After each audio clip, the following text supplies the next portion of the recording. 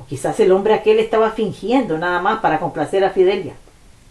El hecho es que después de rezar, el rebelde dijo con aparente sinceridad, al mismo tiempo que tanto su voz como su rostro denotaban sorpresa y confusión: algo pasa cuando hacemos la señal de la cruz. Siente uno a Cristo dentro de su pecho y siente además orgullo y agradecimiento por el sacrificio que Él hizo en la cruz. Algo pasa cuando al decir una oración pensamos en su significado. Se abre una esperanza, se arrodilla el alma ante Dios y se cierra el corazón a la maldad. Algo pasa.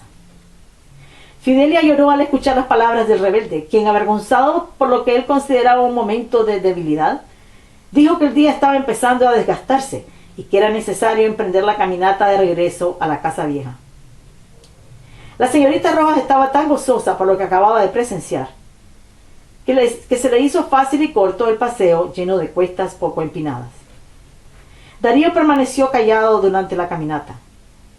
Solo sus ojos hablaron. A veces se miraban llenos de interés y de placer al contemplar el rostro de Fidelia, a veces conturbados y agitados, como los ojos de un guerrero en una batalla confusa en la que apenas se puede distinguir entre el aliado y el enemigo. Sí, algo había pasado. Señorita, dijo el revolucionario cuando llegaron a la casa vieja, la cual estaba cerca de la nueva y suntuosa que el tío Ignacio había construido.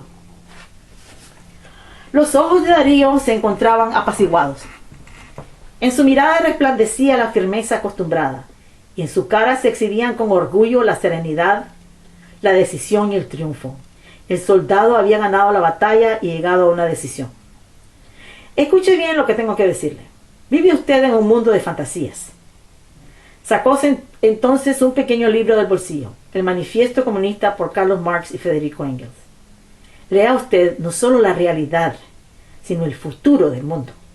Puede quedarse con el libro, se lo regalo. Léalo porque le voy a hacer preguntas la próxima vez que nos veamos. ¿Crees que nos vamos a volver a ver?, preguntó la muchacha. Se lo aseguro, afirmó Darío. Usted y yo nos vamos a volver a ver, señorita. Nos vamos a ver de nuevo cuando usted menos lo piense. La voy a divisar un día en cualquier lugar y me la voy a acercar. Fidelia leyó en voz alta el título del libro que Darío acababa de regalarle y con un poco de miedo, el mismo que sentía cuando aceptaba folletos subversivos en la universidad, preguntó al hombre de ojos negros en dónde había adquirido aquella literatura prohibida. No sea usted tan curiosa, contestó el revolucionario.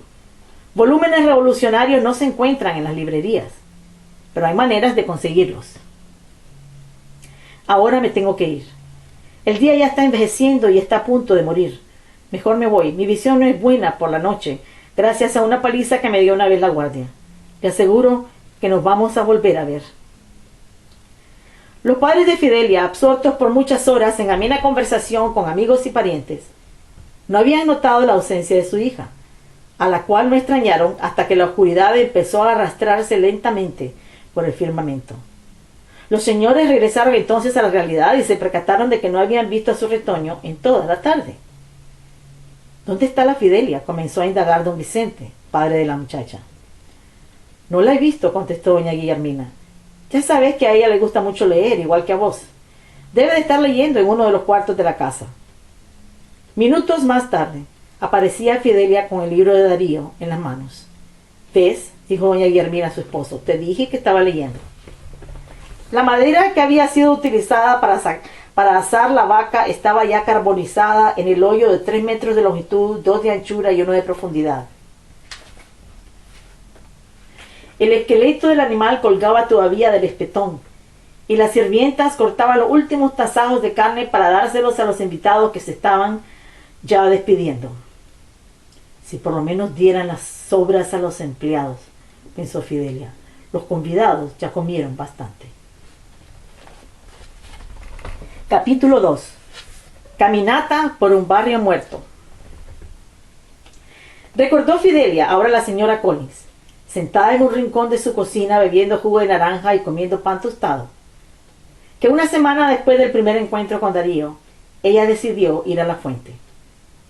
Era aquella una vieja fuente muy cercana al estadio de la desolada capital, aniquilada desde hacía 4 años por violentos movimientos terráqueos.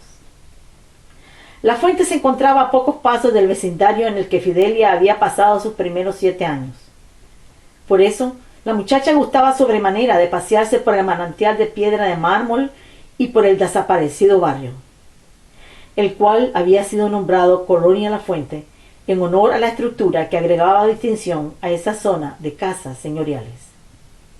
En lugar de la otrora colonia residencial, había ahora un sinnúmero de lotes vacíos reclamados por la naturaleza, la cual gozaba alfombrándolos con hierbas y florecillas silvestres de color lila. Estuvo en un tiempo muy vivo aquel vecindario ahora muerto. Las casas de cada cuadra habían estado unidas por paredes compartidas y habían derrochado amplitud y elegancia.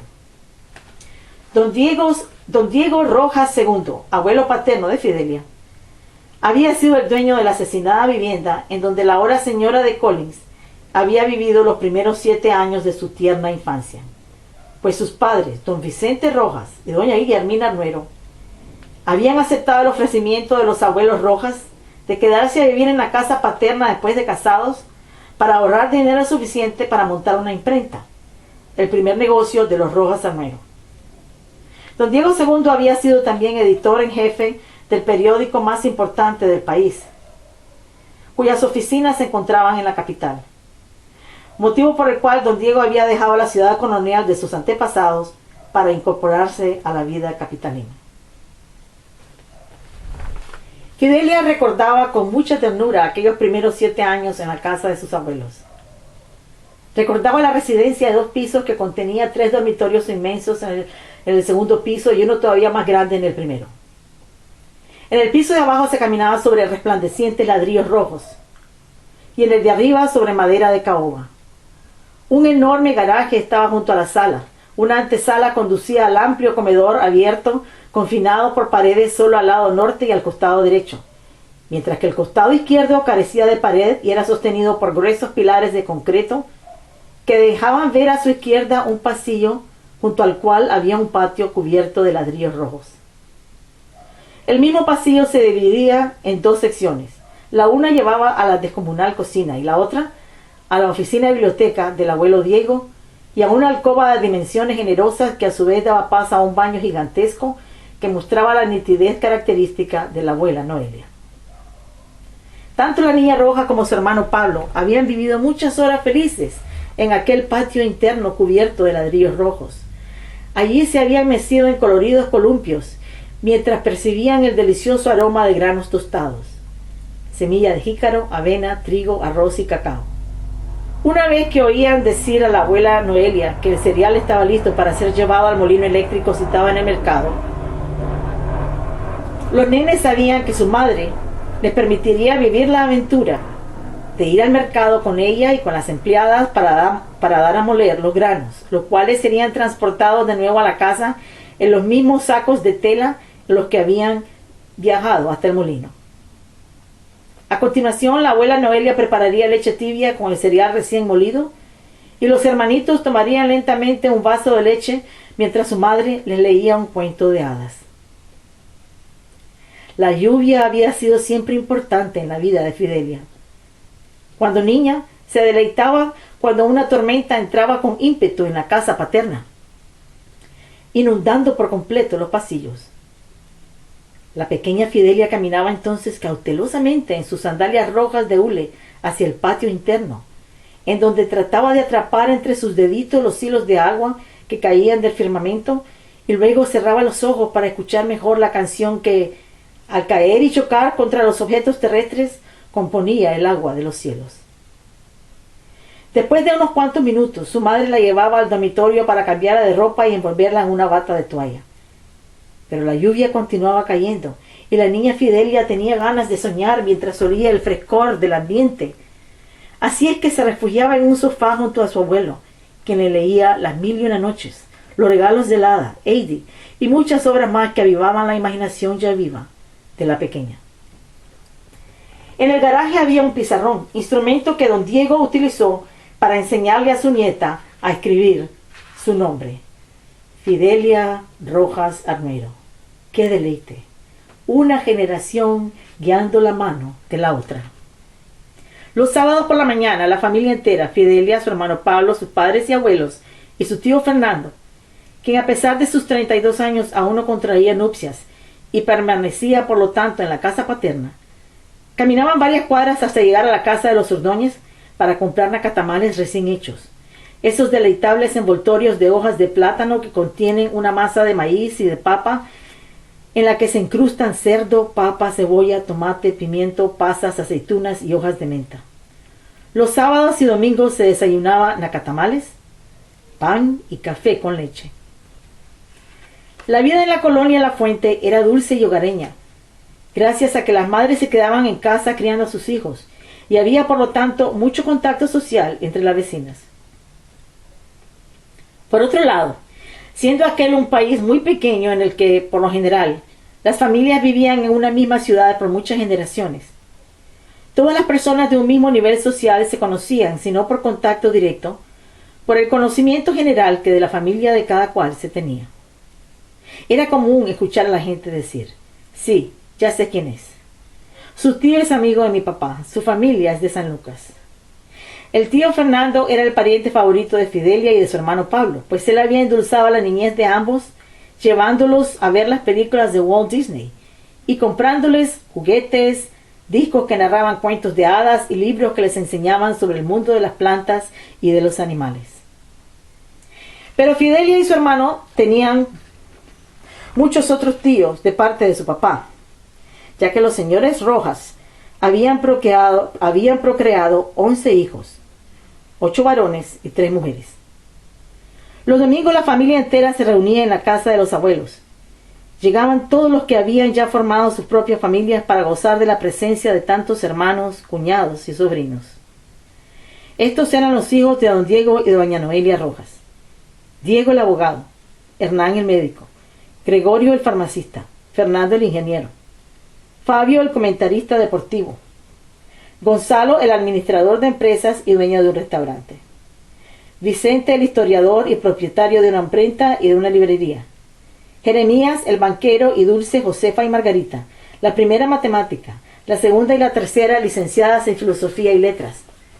Pero todas las hermanas habían decidido quedarse en casa criando a sus amados polluelos. Qué algarabía la que se formaba en la casa de don Diego y doña Noelia Rojas. Tanto vocerío y movimiento pudieron haber causado un terremoto. «Parece que hay elefantes ahí arriba», solía exclamar el abuelo cuando los nietos retozaban en el segundo piso, inventando toda clase de juegos, obras de teatro. Las prendas. El niño cuya prenda fuese escogida del montón tenía que hacer lo que se le indicara, quizás recitar un poema, cantar una canción o saltar hasta que se cansara. Ajedrez, damas y todo lo que aportara la imaginación. La abuela Noelia solía invitar a todos a ir a misa, preguntando: ¿quién viene conmigo al cielo? Y siempre repetía la pequeña lección que había aprendido a leer el libro de Apocalipsis. Durante la misa tratamos de imitar al cielo. Allá hay ángeles que le ofrecen incienso a Dios, tal como se hace durante la Santa Cena.